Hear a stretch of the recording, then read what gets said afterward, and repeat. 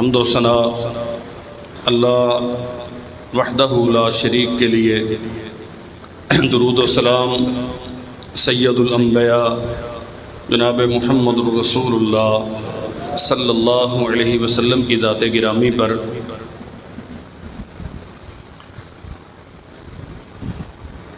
جمعۃ المبارک کی اہمیت اور اس کی آداب کی نسبت سے گزشتہ 2 خطبوں میں چند باتیں عرض کی ہیں۔ نبی کریم صلی اللہ علیہ وسلم نے فرمایا 3 قسم کے لوگ جمعہ پڑھنے کے لیے آتے ہیں۔ ایک وہ ہے رجل حضرہ یلغو وہو حظہ، ایک وہ بندہ جو مسجد میں آتا ہے لیکن جمعے کے آداب کو ملحوظ نہیں رکھتا، سیکھا ہی نہیں کبھی، اس بات پہ توجہ ہی نہیں کی کہ جمعہ کیا ہوتا ہے، اسے کیسے ادا کیا جانا چاہیے، بس آ گیا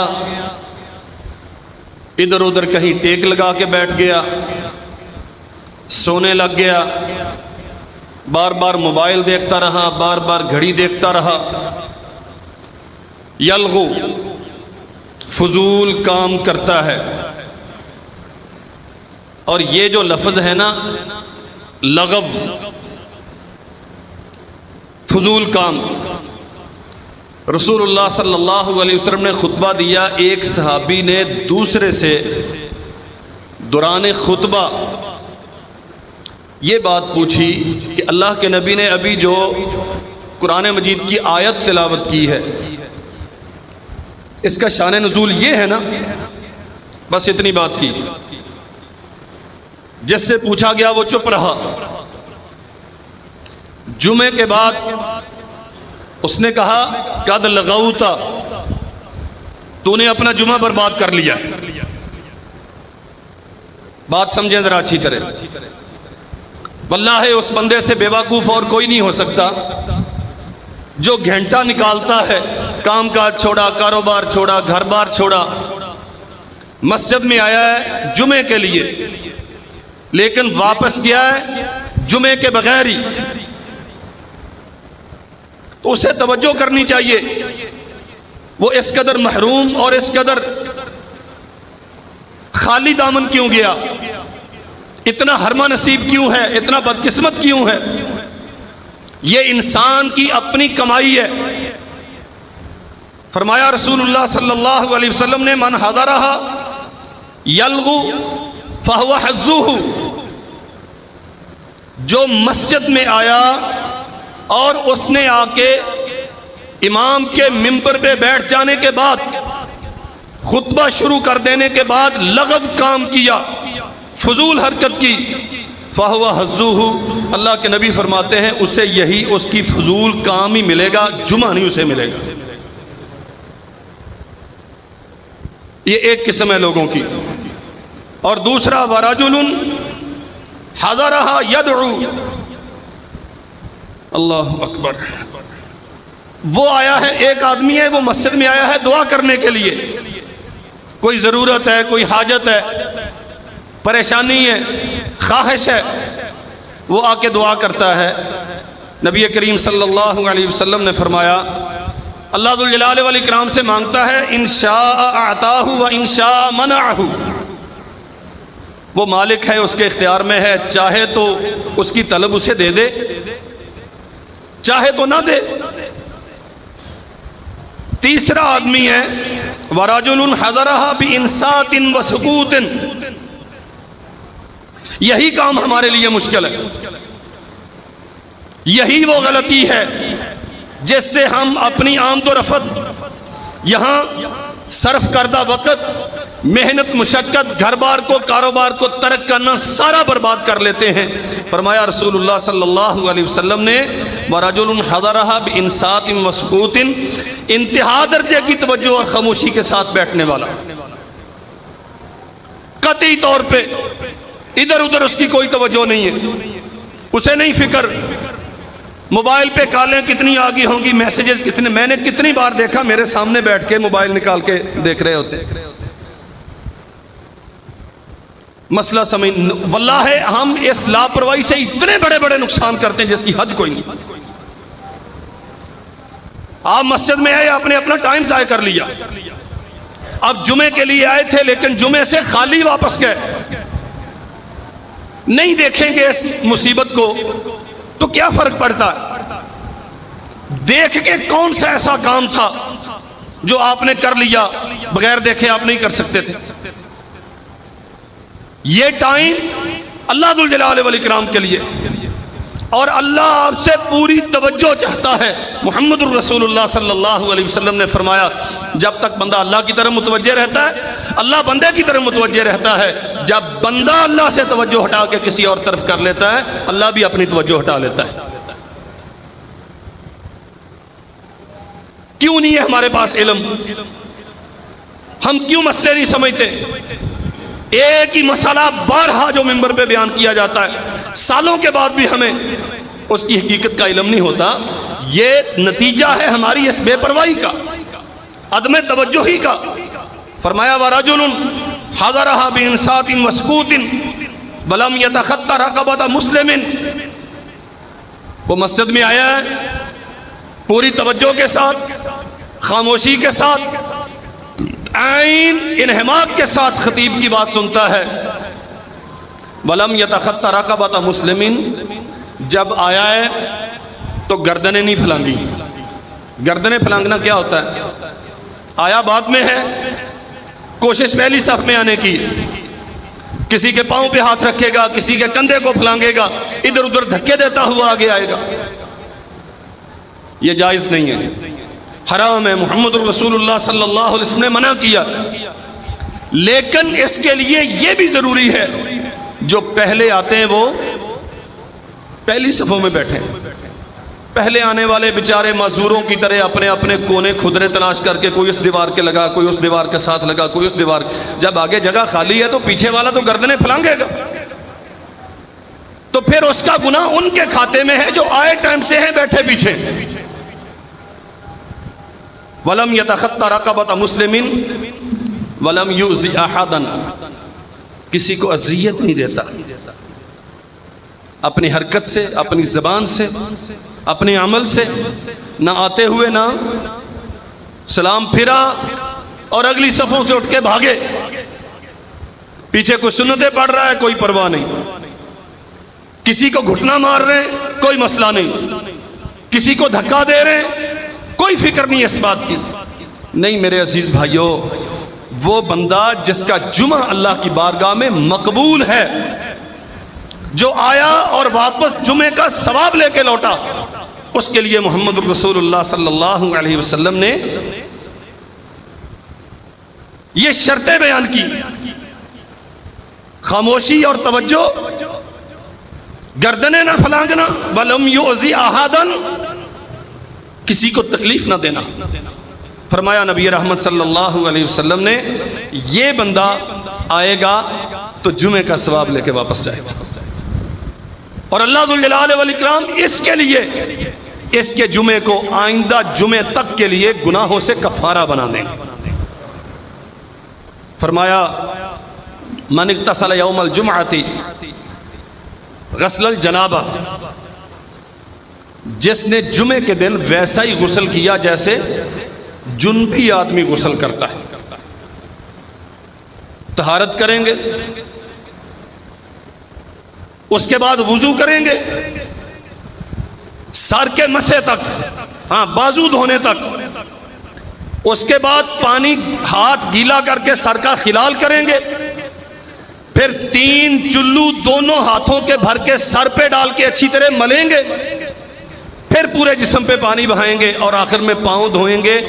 اس پورے پروسیس میں شرمگاہ کو ہاتھ نہیں لگنا چاہیے. یہ غسل جنابت کا طریقہ ہے. اور جمعے کا مسنون غسل بالکل وہی ہے جو غسل جنابت کا غسل.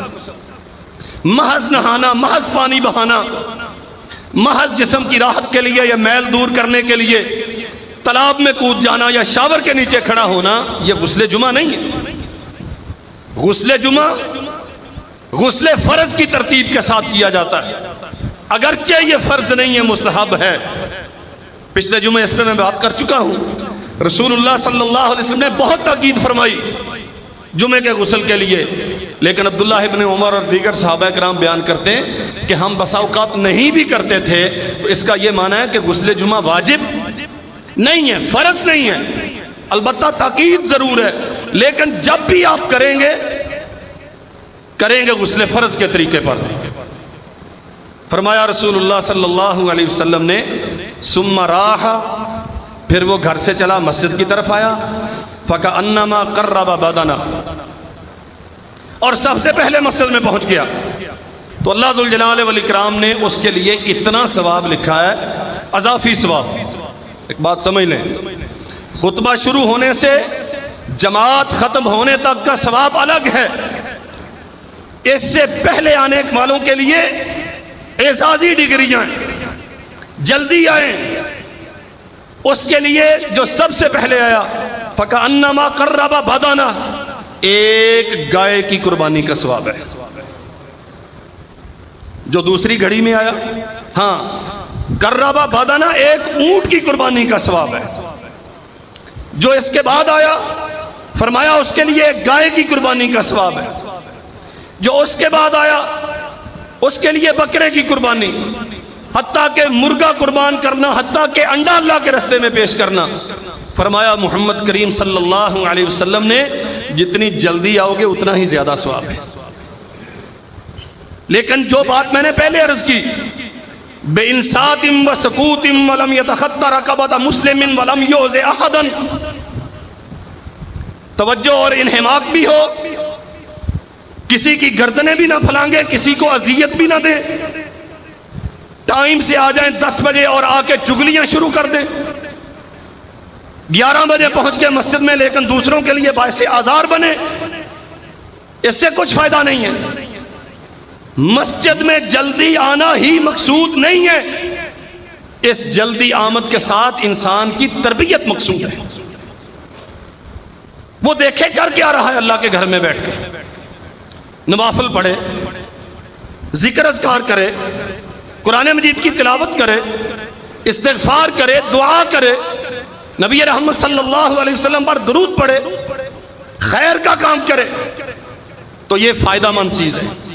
جو سب سے پہلے آئے اونٹ کی قربانی، جو دوسری گھڑی میں آیا گائے کی قربانی، پھر بکرے کی، پھر مرغے کی، پھر انڈے کی، حتیٰ کہ جب امام منبر پہ سوار ہونے کے لیے نکل آتا ہے، محمد کریم صلی اللہ علیہ وسلم نے فرمایا وہ اسپیشل جماعت فرشتوں کی جو اعزازی ثواب لکھنے کے لیے، پہلے آنے والوں کا ثواب لکھنے کے لیے اللہ ذوالجلال والاکرام نے متعین کی تھی، وہ اپنے رجسٹر لپیٹ کے خطیب کی بات سننا شروع کر دیتے ہیں۔ اچھا آپ بات تھوڑی سی یہاں سمجھے ذرا، فرشتے وہ خطیب کی بات سنتے ہیں، یستمعون، کان لگا کے، اتنا زیادہ کان لگا کے کہ وہ کسی کی طرف توجہ نہیں کرتے، خطبہ شروع ہونے کے بعد کسی کی طرف توجہ نہیں کرتے، کوئی کتنا بڑا چودھری ہے، کتنے بجے آیا، اسے کرسی ملی ہے نہیں ملی، وہ کہاں بیٹھا ہے، اس نے کتنے لوگوں سے آ کے سلام لیا، فرشتوں کو کوئی غرض نہیں، وہ توجہ کے ساتھ خطیب کی بات سنتے ہیں، حالانکہ خطیب فرشتوں کے لیے گفتگو، اللہ کے لیے یہ بات سمجھو، میں فرشتوں کو سمجھانے کا پابند نہیں ہوں، میری گفتگو فرشتوں کے لیے نہیں ہے، میں آپ سے مخاطب ہوں، لیکن جو فرشتے موجود ہیں، محمد کریم صلی اللہ علیہ وسلم نے فرمایا وہ کسی بندے کا نام بھی نہیں لکھتے کہ آنکھ چرا کے دیکھ لیا فلاں صاحب اتنے بجے آئے ہیں، یہ جی 12:45 پہ آیا لکھ دو، اتنا بھی نہیں کرتے، پوری توجہ کے ساتھ خطیب کو سنتے ہیں۔ لیکن جن کے لیے خطیب بول رہا ہے، جو آئے ہی اسپیشل خطیب کو سننے کے لیے، ان کی حالت کیا ہے آپ ذرا اندازہ کریں۔ فرمایا نبی کریم صلی اللہ علیہ وسلم نے من اغتسل ثم اتى الجمعہ، جس نے غسل کر لیا پھر جمعے کی ادائیگی کے لیے آیا، فصلی ما قدر له، اللہ ذوالجلال والاکرام نے جتنی اس کے مقدر میں لکھی تھی اتنی رکھتے اس نے نماز پڑھی۔ ایک سوال ہے کہ جمعے سے پہلے کتنی رکعتیں ہیں؟ خطبہ جمعہ شروع ہونے سے پہلے آپ 2 پڑھ لیں یا 200 پڑھ لیں، کوئی عدد معین نہیں ہے۔ ثم صلی ما قدر لہ، جتنی اس کے پاس طاقت ہے پڑھے۔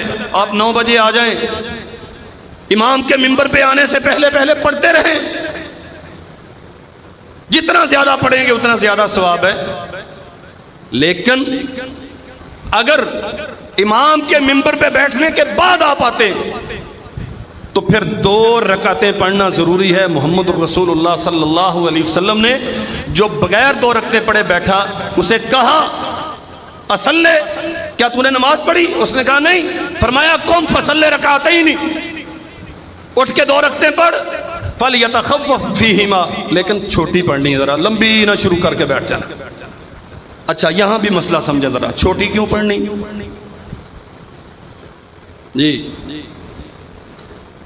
حکم ہے محمد رسول اللہ صلی اللہ علیہ وسلم کا، تخفیف کرو، اس میں چھوٹی 2 پڑھو، چھوٹی پڑھو۔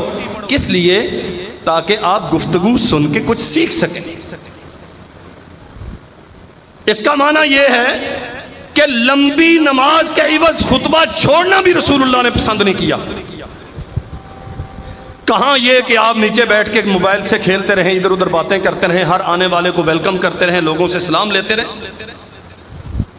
فرمایا جس بندے نے غسل کیا پھر وہ جمعے کے لیے آیا، فصلی ما قدر لہ، جتنی اللہ نے اسے توفیق دی اتنی اس نے نماز پڑھی، ثم انصت، پھر خاموش رہا، حتی یفرغ من خطبتہ، حتیٰ کہ خطیب اپنا خطبہ مکمل کر چکا، یعنی پورے خطبے میں وہ خاموش رہا، بولا نہیں کسی سے۔ فلیصلی، ثم لیصلی معا، ثم یصلی معا، پھر اس نے خطیب کے ساتھ باجماعت نماز پڑھی۔ فرمایا غفر لہ ما بینہ و بین الجمعۃ الاخری، اللہ ذوالجلال والاکرام یہاں سے لے کر آنے والے جمعے تک اس کے سارے گناہ معاف کر دیتے ہیں۔ اور ساتھ فرمایا وَفَضْلُ ثَلَاثَةِ أَيَّامٍ، 3 دن کے اس سے زیادہ، یعنی 1 ہفتے کے نہیں 10 دنوں کے گناہ اللہ ذوالجلال والاکرام ایک جمعے کے نتیجے میں معاف کرتا ہے، بشرطے کہ جمعے کو جمعے کے آداب کے ساتھ ادا کیا جائے۔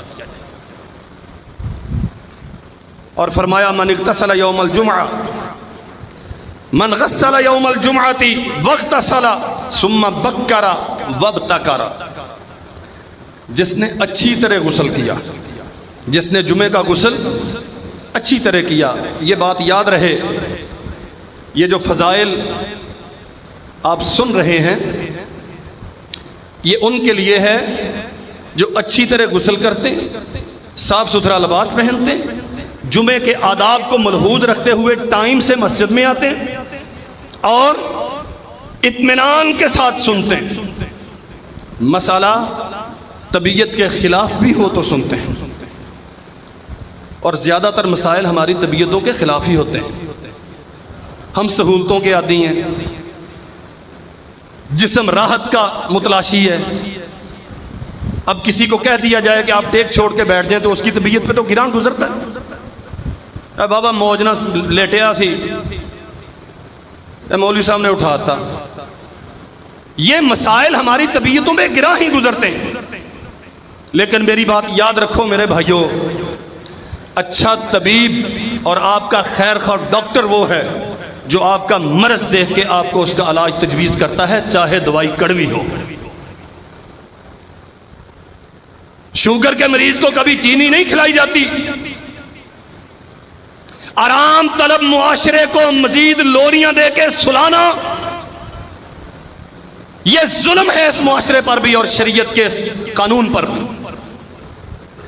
یہ سوئے ہوئے ہیں، انہیں اور رضائیاں اڑا دی جائیں، ایک پلیٹ فارم ہے جمعے کا بات سیکھنے اور سمجھنے کے لیے. اس میں بھی اگر ساری قصہ خوانی ہوگی، اس میں بھی اپنا زلیخا کے حسن کے قصیدے پڑھے جائیں گے، اس میں بھی داستانیں سنائی جائیں گی، اس میں بھی اخباری خبروں پر تبصرے کیے جائیں گے، تو مجھے بتائیں آپ دین کہاں سے سیکھیں گے؟ اس لیے بات اچھی لگتی ہے، بری لگتی ہے، پسند آتی ہے، نہیں پسند آتی، معیار یہ ہونا چاہیے کیا بیان کرنے والا دلیل سے بیان کر رہا ہے، کیا رسول اللہ کی حدیث بیان کر رہا ہے، کیا اللہ ذو الجلال والاکرام پہ اللہ کی طرف سے نازل ہونے والی کتاب قرآن مجید بیان کر رہا ہے. وہ آپ کو پسند ہو نہ پسند ہو اسے سنیں اور توجہ کے ساتھ سنیں، پھر یہ جمعہ آپ کو فائدہ دے گا.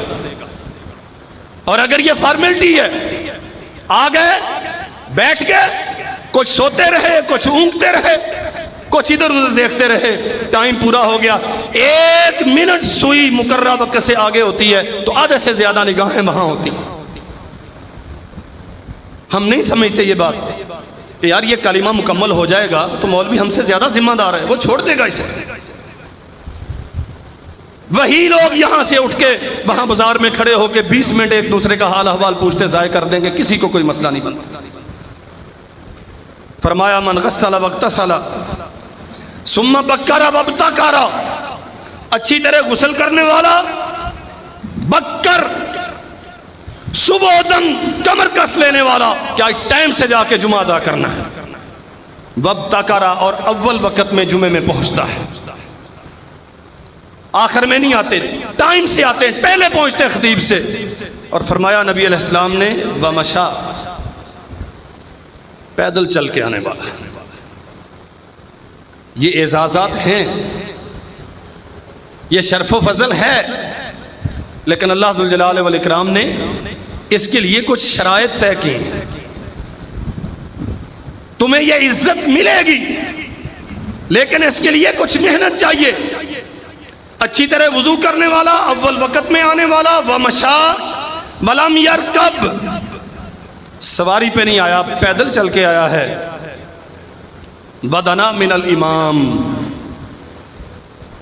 کچھ دوست ہیں جو سواریوں پہ آتے ہیں، زیادہ تر پیدل ہی آتے ہیں، لیکن یہ جو اگلی بات ہے نا یہ مشکل ہے. بدنا من الامام، امام کے قریب ہو کے بیٹھتا ہے. اپنے آپ پہ توجہ کر لیں، کیا کوشش ہوتی ہے ہماری، دروازے میں بیٹھیں جہاں سلام پھرتے ہی بھاگنا آسان ہو. جنت چاہیے؟ ہاں جی چاہیے، سب سے مہنگی رسول اللہ کی رفاقت میں صلی اللہ علیہ وسلم. اللہ ہمیں دے دے، اس کے لیے کیا مشکل ہے. ہماری خواہشیں یہ ہیں اور بالکل بجا ہیں، لیکن بھائی جو آپ نے خواہش پال رکھی ہے اس کے مطابق کوئی کام بھی تو کریں. اچھی طرح غسل کرنے والا، ٹائم سے مسجد میں آنے والا، پیدل چل کے آنے والا، سواری اختیار نہ کرنے والا، ثم دنا الامام، امام کے قریب ترین جہاں جگہ ملتی ہے وہاں بیٹھنے والا، تاکہ زیادہ توجہ کے ساتھ بات سن سکوں.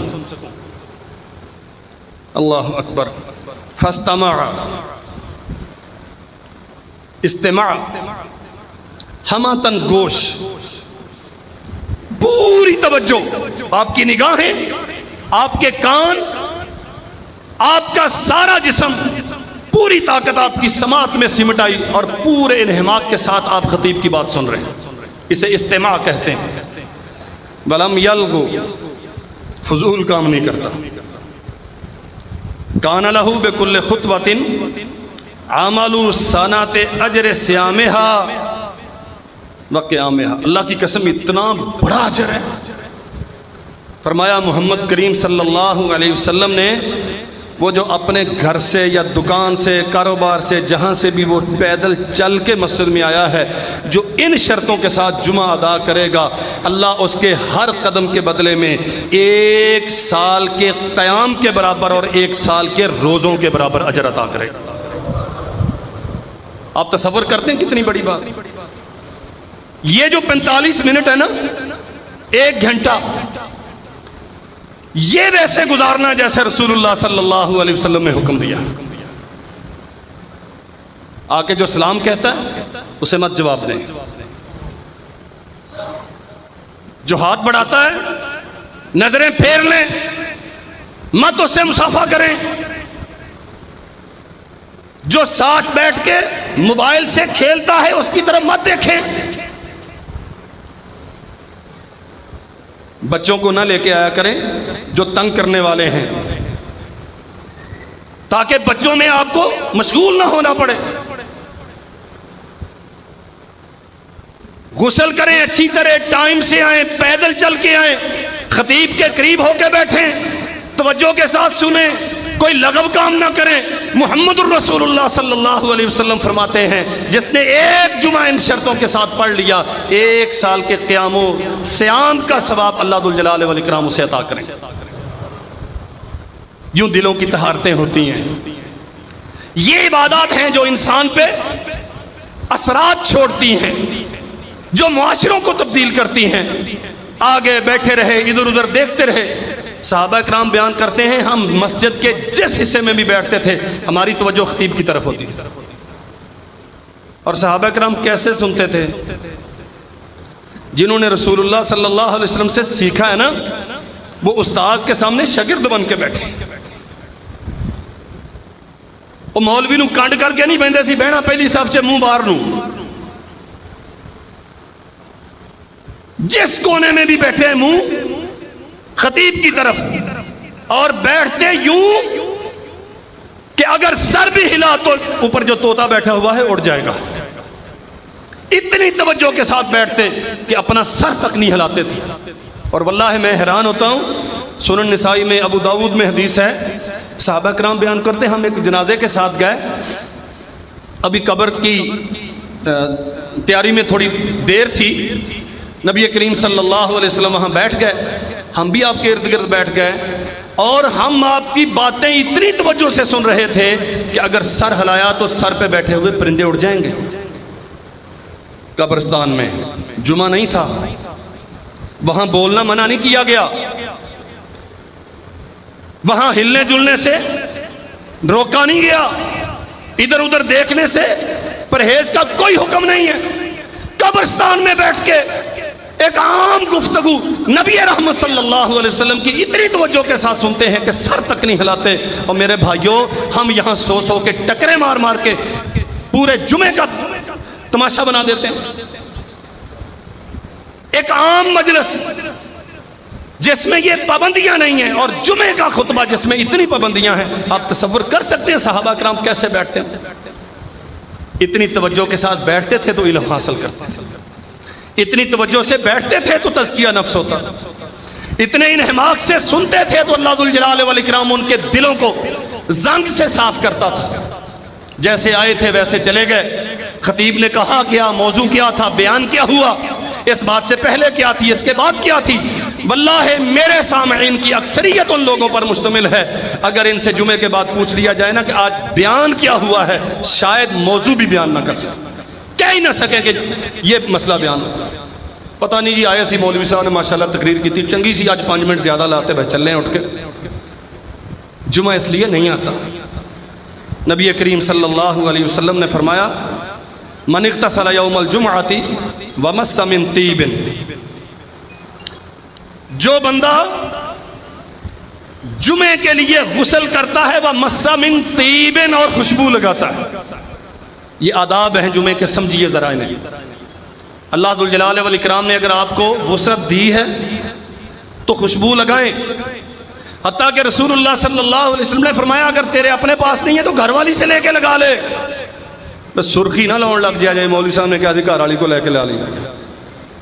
بھائی خوشبو کا ذکر ہے، جو خوشبو خاص ہے خواتین کے لیے وہ مردوں کے لیے حرام ہے. ومس من طیب، خوشبو لگائے. فرمایا وَلَابِسَ مِنْ أَحْسَنِ ثِيَابِهِ، چونکہ عید کا دن ہے نا، عبادت کا دن ہے، اللہ حکم الحاکمین سے مناجات کا، ملاقات کا دن ہے. وَلَابِسَ مِنْ أَحْسَنِ ثِيَابِهِ، جتنے سوٹ ہیں اس کے پاس سب سے اچھے کپڑے پہن کے آئے. اندازہ کر لیں اس سے ذرا. اللہ ہلکے کپڑوں میں بھی سنتا ہے، اللہ پھٹے ہوئے کپڑوں میں بھی سنتا ہے. اللہ غبار سے آلود اور پسینے سے بھیگے ہوئے کپڑوں میں بھی سنتا ہے. قسم ہے پیدا کرنے والے رب کی, مزدوری چھوڑ کے آ جائے, یہاں آٹ کے 1 گھنٹہ سن لے یا جمعہ پڑھ کے چلا جائے, اللہ اس کی بھی نہیں موڑتا. لیکن اگر وسعت ہے تو اللہ چاہتا ہے کہ میرے بندے جب میری ملاقات کے لیے آئیں تو میری ملاقات کے حساب سے ذرا تیاری کر کے آئیں. کیا خیال ہے؟ میرا لباس گھر میں اور ہوتا ہے. میں جب کلاس پڑھانے کے لیے آتا ہوں تو میں ذرا بہتر بن کے آتا ہوں. آپ گھر میں نارمل کپڑوں میں ہوتے ہیں, آفس میں جاتے ہیں تو باقاعدہ سوٹڈ بوٹڈ ہو کے جاتے ہیں. ڈیوٹی ہے جی وہاں لوگوں سے ملنا, ساری دنیا کے لوگ اللہ کی مخلوق ہے. یہ جمعہ تو اللہ ذوالجلال والاکرام سے ملاقات ہے. اس لیے نبی رحمت صلی اللہ علیہ وسلم نے فرمایا وَلَبِسَ مِنْ أَحْسَنِ ثِيَابِهِ, اچھے کپڑے پہنے اس نے جو اسے میسر تھے. اور اچھے کپڑوں سے مراد بہت مہنگے کپڑے تکلف کر کے لینا ضروری نہیں ہوتا.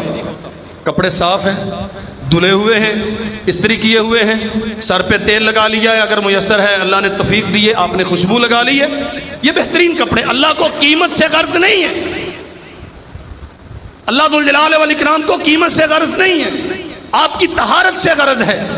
آپ کا ظاہر کتنا صاف ہے, آپ کا باطن کتنا صاف ہے, کس نیت کے ساتھ آپ اللہ کے سامنے بیٹھے. فرمایا پھر وہ مسجد میں آیا, اللہ ذوالجلال والاکرام نے جتنی توفیق دی اس نے نماز پڑھی. وَلَمْ يُؤْذِ أَحَدًا, کسی کو تکلیف نہیں دی. پھر وہی بات, کسی کو تکلیف نہیں دی. اور ایک دوسری حدیث میں ہے وَلَمْ يُفَرِّقْ بَيْنِ اثْنَيْنِ, 2 بندے بیٹھے ہوئے تھے, انہیں آ کے ادھر ادھر کر کے نہیں بس گھسا. پچھلی صاحب میں بیٹھنے کا دل کرتا, اسے کہا تو تھوڑا گاں ہو جا, جگہ چھڑ دے. یہ نہیں کیا, جہاں اسے جگہ خالی ملی ہے وہاں بیٹھ گیا. فرمایا نبی رحمت صلی اللہ علیہ وسلم نے غفر لہ ما بینہ و بین الجمعۃ الاخری, ہفتے بھر کے گناہ اللہ ذوالجلال والاکرام اس کے معاف کر دے. اور فرمایا ما علی احدکم لو اشتری ثوبین لیوم الجمعہ سوا ثوب محنتہ ہی. اللہ کے نبی صلی اللہ علیہ وسلم نے امت کو تاکید کی ہے, لوگوں اپنے عام معمول کے کپڑوں کے علاوہ کوئی 1-2 سوٹ جمعے کے لیے لے کے رکھ لو. حدیث ہے باقاعدہ ما علی احد, تمہیں کیا ہے کہ تم 2 چادریں, اس وقت عام طور پہ انسلی نیچے ایک چادر باندھ لی, ایک اوپر لپیٹ لی, یہ اسی کا رواج تھا. تم 2 چادریں اپنے عام معمولات کے کپڑوں کے علاوہ کیوں نہیں رکھ لیتے تاکہ جمعے کے لیے وہ پہن کے آیا کرو. اور فرمایا رسول اللہ صلی اللہ علیہ وسلم نے البسوا من ثيابكم البياض, لوگوں اگر ممکن ہو تو سفید کپڑے پہنا کرو. سفید کے علاوہ باقی پہننے منع نہیں ہے. نبی کریم صلی اللہ علیہ وسلم سے ثابت ہے, بالکل گہرا سبز رنگ آپ سے ثابت ہے, آپ نے پہنا ہے. سرخ رنگ کا کوٹ آپ سے ثابت ہے, پہنا ہے. سیاہ دھاری دار چادر آپ سے ثابت ہے. کپڑے ثابت ہیں. زعفرانی رنگ حرام ہے مرد کے لیے, گہرا سرخ عورتوں والا رنگ حرام ہے مرد کے لیے, اور کسی بھی مذہبی شعار کا مشابہت اختیار کرنا غیر مسلموں کے ساتھ وہ حرام ہے, باقی سارے رنگ جائز ہیں. مسئلہ فضیلتوں کا ہے, مسئلہ اعزازات کا ہے. اگر آپ بلند مراتب چاہتے ہیں, رسول اللہ کی رفاقت چاہتے ہیں, جنت میں اعلیٰ مقام چاہتے ہیں, تو دنیا میں اس کے لیے کچھ تھوڑی سی منصوبہ بندی کیجئے. فرمایا البسوا من ثيابكم البياض فإنها من خير ثيابكم, تمہارا سب سے بہترین رنگ سفید ہے, یہ پہنا کرو. اور واللہ مجھے تعجب ہوتا ہے, میں پھر عرض کر دوں, نہ جمعہ پڑھنا سفید کے علاوہ کسی اور رنگ میں منع ہے, اور نہ جمعہ پڑھانا سفید کے علاوہ کسی اور رنگ میں منع.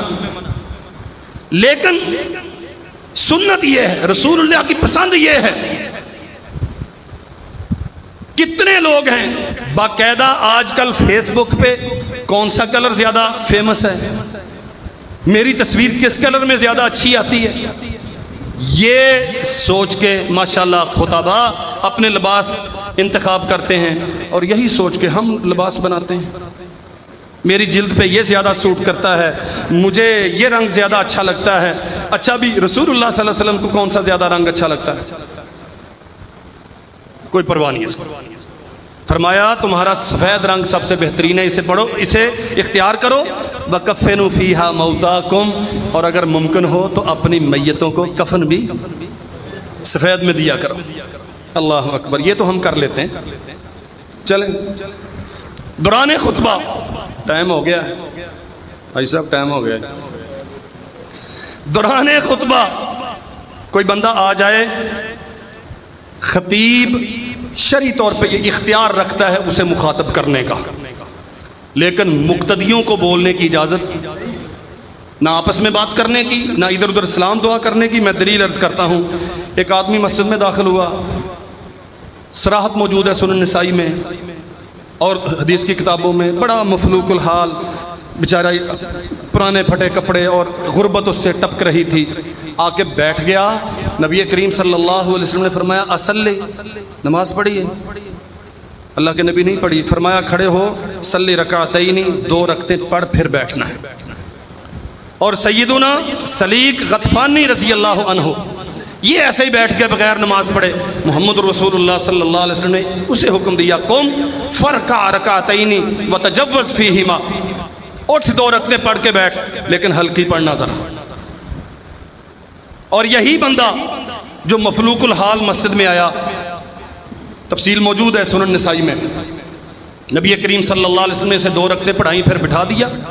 پھر لوگوں سے کہا کہ یہ تمہارا بھائی ہے، بالکل خستہ حالت میں ہے، اس کے لیے صدقہ کرو. تو رسول اللہ صلی اللہ علیہ وسلم کی خدمت میں لوگوں نے سامان دیا، کپڑے دیے. اللہ کے نبی نے اسے 2 کپڑے دیے کہ بھائی یہ پہن لو. اگلے جمعے رسول اللہ صلی اللہ علیہ وسلم نے پھر صدقے کا کہا، دوران خطبہ پھر صدقے کا کہا. اچھا سبحان اللہ، کیا معیار تھا یار ان لوگوں کی زندگی کا. یہ والا بندہ جس نے پچھلے جمعے 2 کپڑے رسول اللہ کے دیے ہوئے پہنے تھے، اس نے ان میں سے 1 چادر اتاری اور رسول اللہ کی خدمت میں پیش کی.